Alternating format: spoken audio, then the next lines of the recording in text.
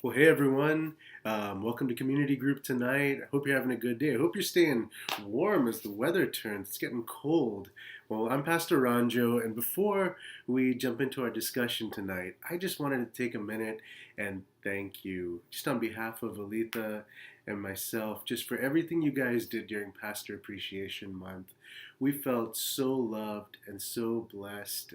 We are so grateful to be able to pastor here and be part of such an amazing and loving community. So thank you so much for the kind words and the cards and the gifts. We love you all. And on that note, I actually wanted to take a minute to thank our small group leaders. You guys are so amazing.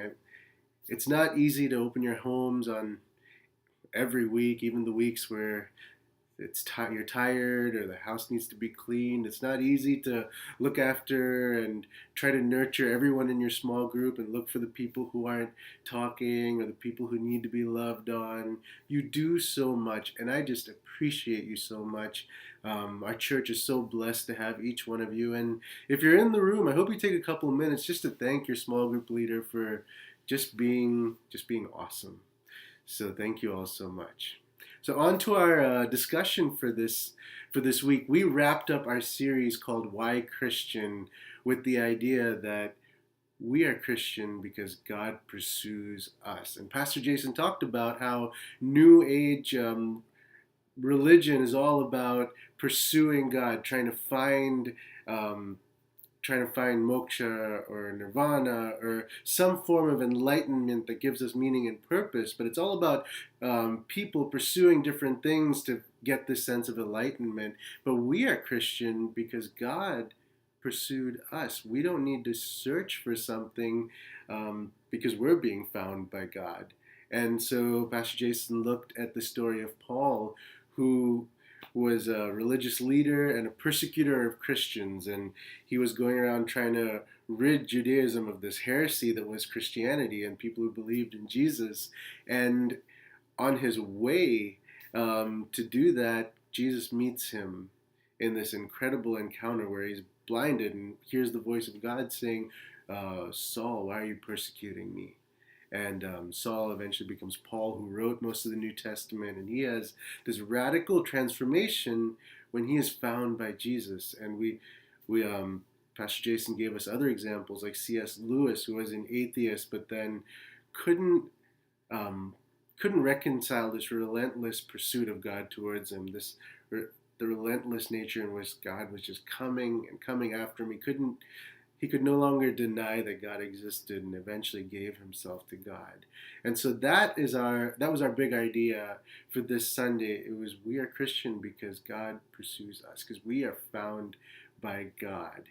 And so I've got three questions for you. And before we get started, I just want to say make sure you leave about 15 minutes for the third question. I know it's really easy to get lost in the icebreaker question, but I think that third question is going to be pretty meaningful for a lot of us. So make sure you leave some time for it. So your first question is, what have you pursued in your life? And I'm talking about relationships here. I'm sure all of you have stories of things you pursued or people you pursued, and some of them turned out well.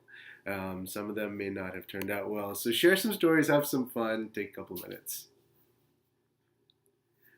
So your second question is, as you look back on your life, can you see how God has pursued you?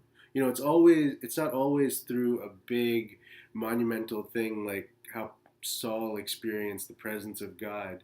But as you look back over your life, maybe it was someone God brought into your life or something that happened where God met you. Can you remember times as you look back where God was pursuing you?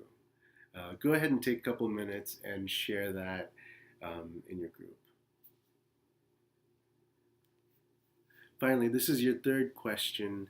How does this idea that God pursues you and pursues me, how does that idea change the way you think about God and the way you relate to God? This is probably a really groundbreaking idea for a lot of us because when we think about God, we're thinking about what we can do for God, how we get close to God. It's all about what we're supposed to be doing. But This idea that God is pursuing us, if we could just stop and turn around and receive, He is pursuing us. How does that idea change the way you relate to God, the way you think about God, the way you receive from God? Go ahead and share that and then spend some time in prayer in closing. All right, I hope you guys have a wonderful time tonight.